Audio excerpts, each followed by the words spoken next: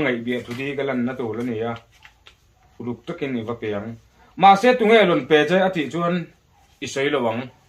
sap tlangval mit meng polem lom hal ngul sang ve vo in min ti la ni ti don nia i lehkhathawn tur nang ma chawai chhial tur nia mo hey khoi mi mo tu nge ron tir che sai chi lo sap tlangval in soi pal lo enga sap tlangval in lo tir che mo sap tlangval nia amit te chu pol phu ta atnar te chu achala eng tak chu nyang mo sha ga hian ba te mi ron ching do na mun le kor mai zor lai khai pa ni ngot la basia tu mangai le du bel ka valentines day es tel tlangval te I ama sabelin chanchin langsal lo li longai thang sang tlangval te ka mangai che ani tu na chanchin kim chang zo kin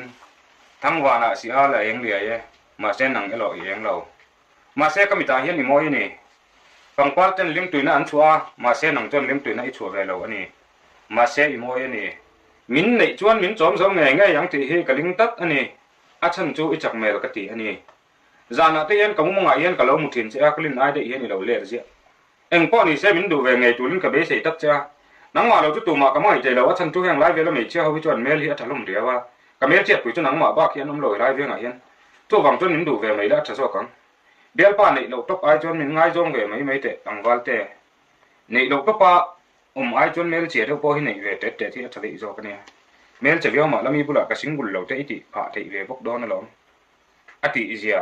viau ang chu le tu na tan chon du tok phot mai ila kan dama pathian lem ma ti chon min lo du ve nge nge don ne tlangval te itan chok alin om pe master